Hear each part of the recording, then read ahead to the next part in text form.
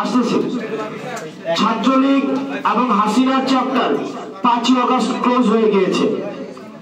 ছাত্রলীগ এবং হাসিনা যদি প্রাসঙ্গিক থাকতোই 5ই আগস্ট পালাই যেতে হতো না।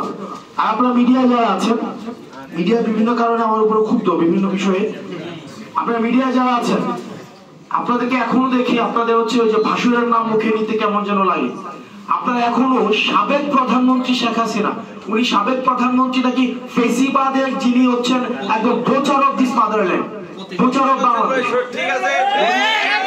এই বাংলাদেশের হচ্ছে প্রচার। 2000 মানুষকে উনি শুধুমাত্র চেয়ার টিকায় রাখার জন্য হত্যা করেছে। আপনারা কেন মিডিয়াতে যে ফেসিবাদী খুনি হাসিনা লেখা যায় না? ঠিক বলছেন, ঠিক। ফেসিবাদী খুনি হাসিনা যদি আপনারা না লিখেন, আপনারা না বলেন, আপনার হচ্ছে আওয়ামী যে কাঠামো রয়েছে, মিডিয়া রয়েছে, সেটির সিলসিলা আপনারা অব্যাহত রাখছেন। সুতরাং এই যে আমরা এই হাসিনার চ্যাপ্টার প্লাস 5ই আগস্ট ক্লোজ করে দিয়েছি, ছাত্রলীগের চ্যাপ্টার 5ই আগস্ট ক্লোজ হয়ে গিয়েছে।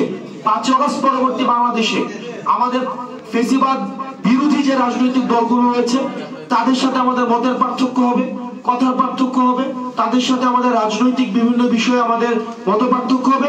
একই টেবিলে বসে আমাদের দ্বিমত প্রকাশ করব, আমাদের মধ্যে বিভাজন থাকবে, কিন্তু একটা জায়গায় স্পষ্ট, হাসিনার পুনর্বাসন, ফেসিবাদের পুনর্বাসন কোন রূপে, কোন মতের মাধ্যমে, কোন পথের মাধ্যমে, কোন ব্যবসায়িক শ্রেণীর মাধ্যমে, কোন মিডিয়ার মাধ্যমে এই বাংলাদেশে আর কখনোই হতে দেওয়া হবে না।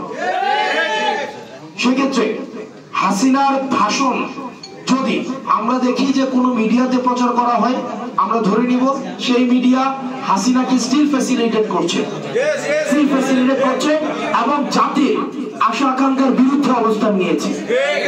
আমাদের সুশীলতা বিবর্জিত, আমাদের সুশীলতাকে আমরা ছুঁড়ে ফেলে দিয়েছি বলে আমরা এই গণ অভ্যুত্থান করতে পেরেছি। সুতরাং হাসিনার প্রশ্নে নো সুশীলতা, এবং হাসিনা এবং ছাত্রলীগ একটা dead chapter. Thank you everyone.